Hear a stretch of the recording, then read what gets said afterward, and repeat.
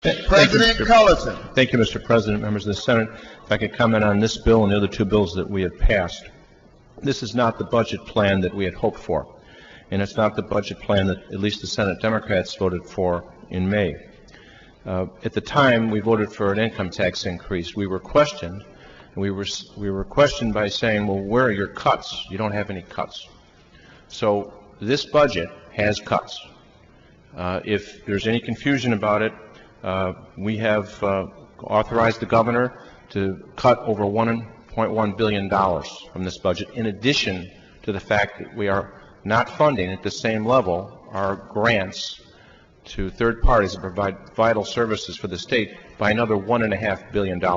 So the difference now is when we vote on this budget, we have identified the cuts, and we don't have a tax increase. How did we do that?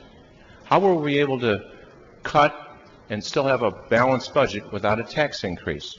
Well, here's how we did it.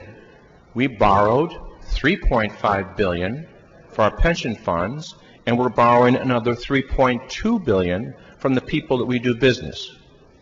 So we will have, for many people who do business with the state, long time before you're going to get paid. That's embedded in this budget. Over close to $7 billion of borrowing. Now, I think it's conservative and responsible to raise revenues to pay your bills. We're not doing that with this budget. So why are we doing it? Because I've been here when we shut down state government. I was in the House. Nobody wins. And the people who work for the state and the most vulnerable people who we care for with state funds are the ones that lose. That's why we're doing this. We're doing this because we have to do it. But it's wrong to do it. So I'm just going to announce now, we just passed out our veto session schedule. We'll be here in the veto session, of course, to deal with the vetoes. But we're going to come back into session in January. And in January, we'll know how much money we've been bringing in for half a year. We will know how much money we've been not spending on vital services. And we will come back in and we will ask us to address in a very conservative way the desire to raise revenues to pay your fundamental bills. The fundamental bills that you have to pay to make sure that when you do business with people, you pay your bills on time and you don't borrow. Because, folks, the stimulus money is going to run out. You can't do another pension impact note next year when the ramp-up goes up even higher. So we will come to the end of the line. And I say we come here in January and take up that issue. And there won't be any question about where the cuts were. We will have cut. Now, for those of you who say you want to be, against the pension impact note that we just borrowed, well, that was $3.5 billion. I don't think we can do another $3.5 billion in cuts.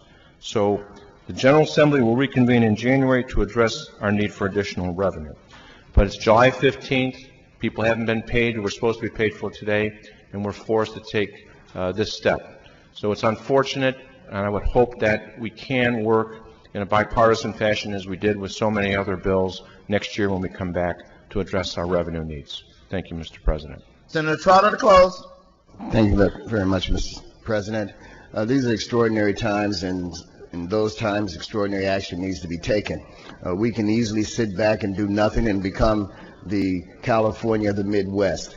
We're better than that. We have a responsibility to those individuals who are dependent on us here in the state of Illinois. And as I say all the time, our deal is our job is to enhance and enrich the people, the quality of life for the people of the state of Illinois. This does it in a minor way, but it does something. We will be back to do more. I just ask for its adoption. The question is, shall the Senate concur in House Amendments number 1 and number 2 to Senate Bill 1912? All those in favor vote aye. Opposed vote nay, and the vote is open. Have all voted wish, have all voted wish, have all voted wish. Take the record on that question. There are 55 voting aye, none voting nay, 1 voting present. The Senate concurs in House Amendments number 1 and number 2 to Senate Bill 1912, and the bill having received required constitutional majority declared passed